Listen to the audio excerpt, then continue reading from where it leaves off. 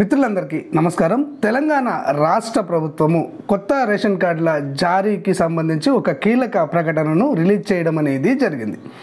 ఈరోజు ఈ కొత్త రేషన్ కార్డుల జారీకి సంబంధించి ఏర్పాటు చేసినటువంటి క్యాబినెట్ సబ్ కమిటీ సచివాలయంలో సమావేశం కావడం అనేది జరిగింది.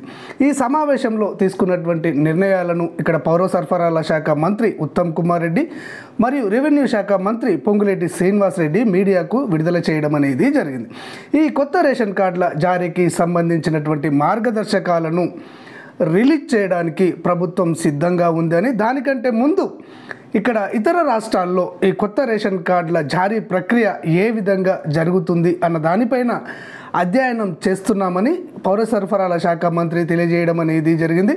అదేవిధంగా ఈ కొత్త రేషన్ కార్డుల జారీకి సంబంధించి మీ అభిప్రాయాలను తెలియజేయండి అని వివిధ రాజకీయ పార్టీలకు, ప్రజాప్రతినిధులకు లేఖలు రాశామని, ఆ లేఖలను బేరీజ్ చేసుకొని వివిధ రాజకీయ పార్టీల ప్రజాప్రతినిధులు తమ విలువైన సూచనలు కూడా ప్రభుత్వానికి ఇవ్వడం జరిగిందని వారు ఈ మీడియా సమావేశంలో తెలియజేయడం అనేది జరిగింది. ఇక తర్వాత ఇదే నెల 21వ తేదీన క్యాబినెట్ సబ్ కమిటీ ఈ కొత్త రేషన్ కార్డులకు సంబంధించి మరొకసారి సమావేశం నిర్వహించడం జరుగుతుందని, ఆ సమావేశం తర్వాత ఈ నెలాఖరులో ఈ క్యాబినెట్ సబ్ కమిటీ తన నివేదికను ప్రభుత్వానికి అందజేయడం జరుగుతుందని, ఆ తర్వాత ఈ కొత్త రేషన్ కార్డుల జారీకి సంబంధించినటువంటి విధి విధానాలను ఇక్కడ రూపొందించడం జరుగుతుందని సదరు మంత్రులు తెలియజేయడం అనేది జరిగింది.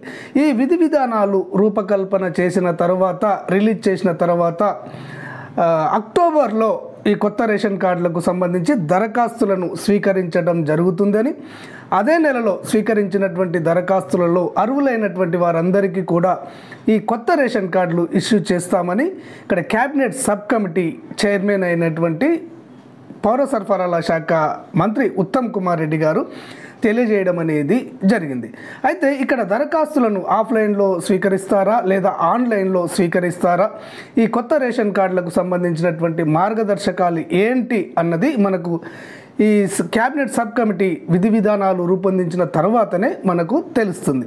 ఈ విధి విధానాలు రూపొందించిన వెంటనే ఈ కొత్త రేషన్ కార్డులు ఎవరికి ఇస్తారు, దరఖాస్తులు ఎలా చేసుకోవాలి, ఆన్లైన్లో చేసుకోవాలా లేదా ఆఫ్లైన్లో చేసుకోవాలా, లేదా ప్రజాపాలన మరోసారి నిర్వహించి దరఖాస్తులను స్వీకరిస్తారా అన్న విషయాన్ని అంతర్నేత్ర ఛానల్ ఉన్నట్టుగా మీకు తెలియజేయడం అనేది జరుగుతుంది. ఈ వివరాలు మీకు వెంటనే తెలియాలి అంటే, కొత్త రేషన్ కార్డుల కోసం మీరు దరఖాస్తు చేసుకోవాలి అంటే తప్పకుండా అంతర్నేత్ర ఛానల్ను ఫాలో అవ్వండి, సబ్స్క్రైబ్ చేసుకోండి.